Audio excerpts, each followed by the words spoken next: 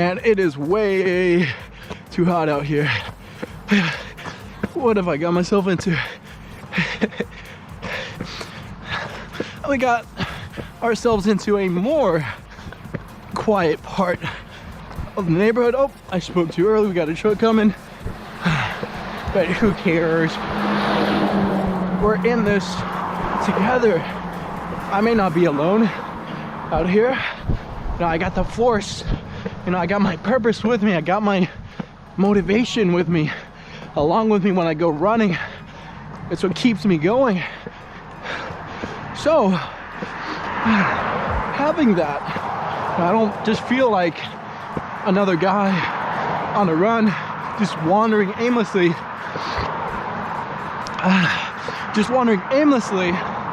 Through the destination or path that I'm running.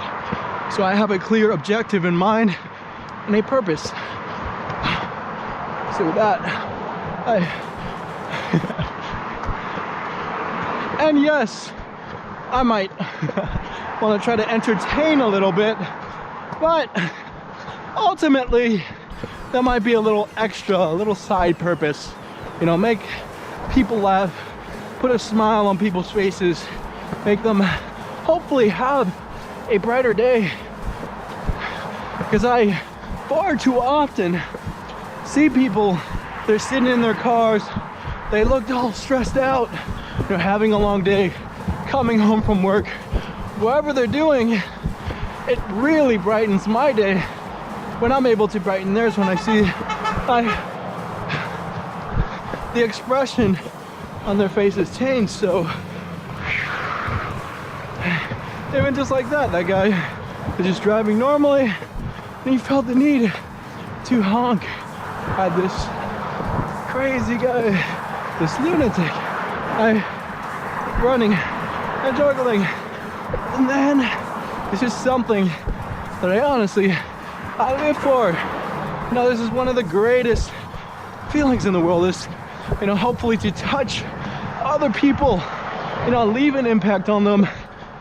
And it's not necessarily, you know, for attention, to try to be this guy that, like, people are like, whoa, look at him, look at what he's doing. No, in a sense, it's more of radiating a positive energy, leaving it out there for people to take in and consume.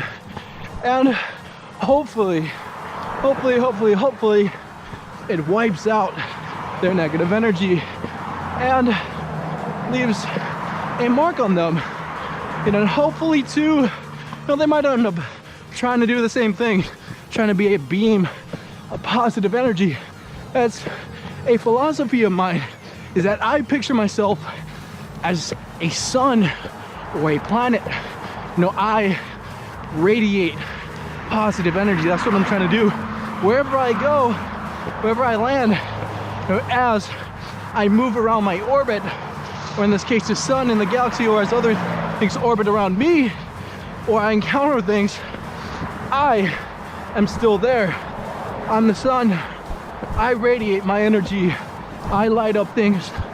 You know, because why would you want to be a source of darkness? Why would you want to be a cloud of negative energy? You know, removing light from the day, removing positive energy, what people, you know, the smiles on people's faces.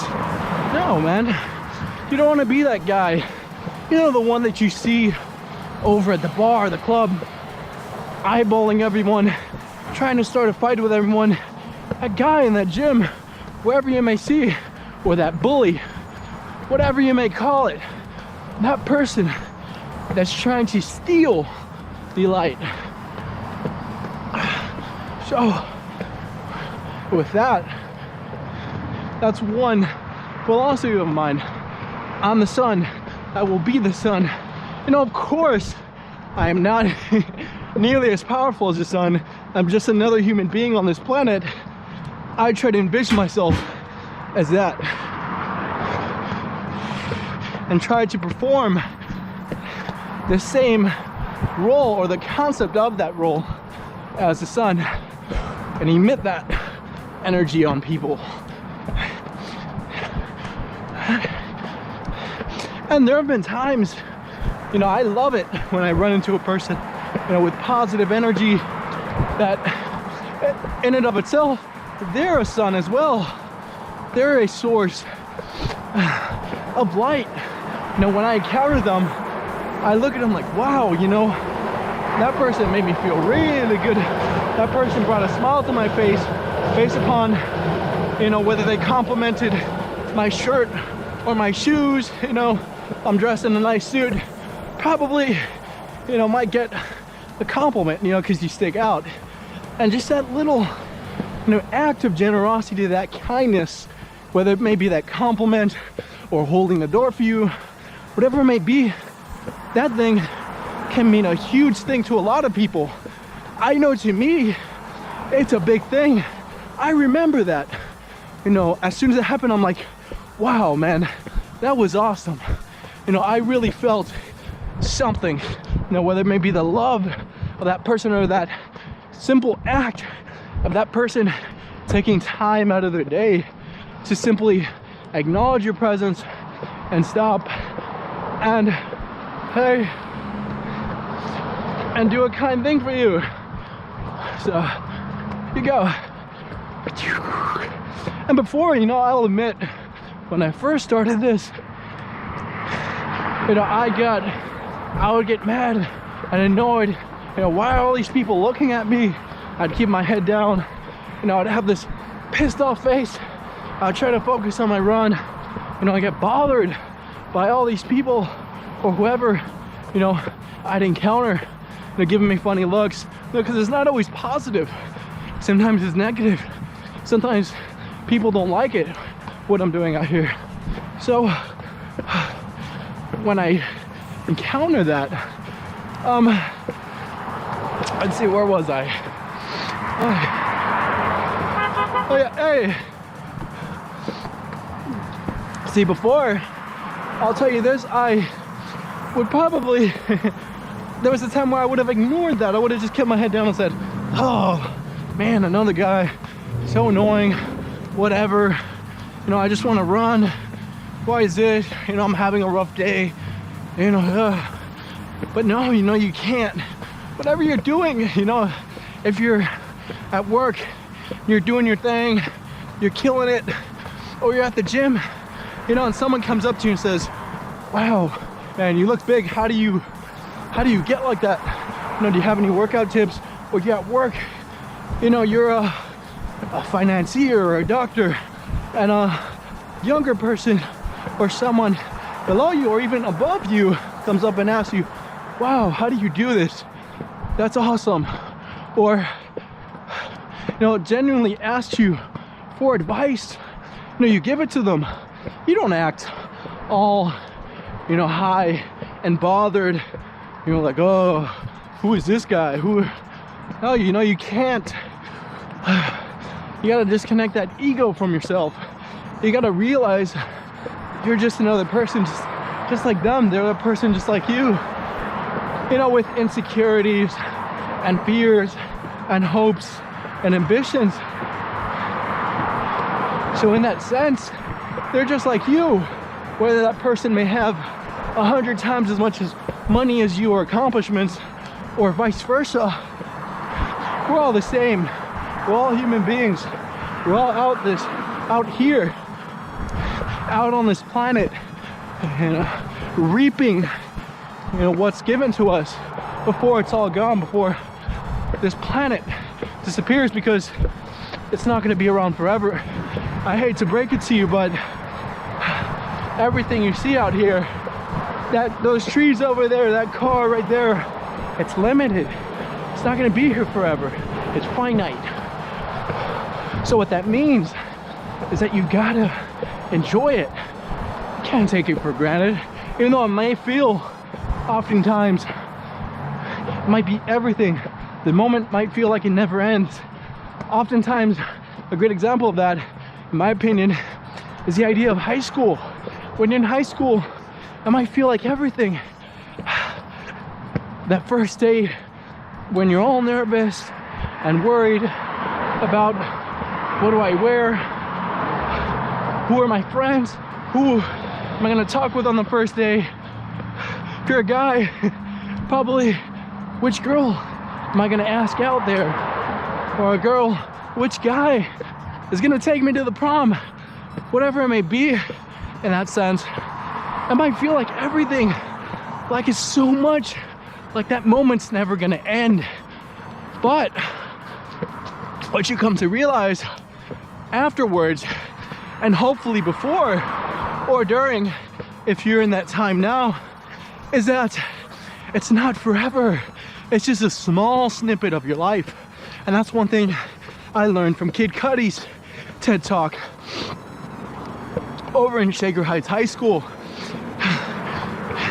In high school, he'll tell you himself, he wasn't Kid Cudi. He wasn't the big figure that he is now, with millions of fans, all this money and attention and fame. He was just another kid in the high school. And they even showed a funny picture of him back then, before he became who he is, all good looking and everything. Even though you might say he was back then. Hey, what's up? But that, in essence, is a humble reminder of where he came from. He wasn't that kid in high school forever. He rose to prominence and built a name for himself, working tirelessly day and night, enduring failures, because that moment, that small snippet of that guy in high school wasn't forever. Fortunately, even though some people might want to be that high school kid forever, you know, the glory days of playing football, wearing that varsity jacket, or being a cheerleader, whatever you did back then or about to do, is not forever. It's limited supply of that particular stimulus. So that doesn't mean to ignore it and look ahead. That means enjoy it, make the most of it. Because I'll tell you this, being in the position of being in high school or college and being that guy or girl that says, I can't wait to get out of here, can't wait to get on with my life, make money, life after this is gonna be so great. But what's harder, arguably, is being on the other end of that. You know, when you get to that job or that career and you unfortunately become that person that was like, man, I wish I was back in high school, I wish I was in college, things were so great, you know, I had an awesome girlfriend and I played sports and everything was great. But you don't want to be in that position, because guess what, time only goes forward, it doesn't go backwards. So you can't ever go back to being that guy in high school or girl in high school or college.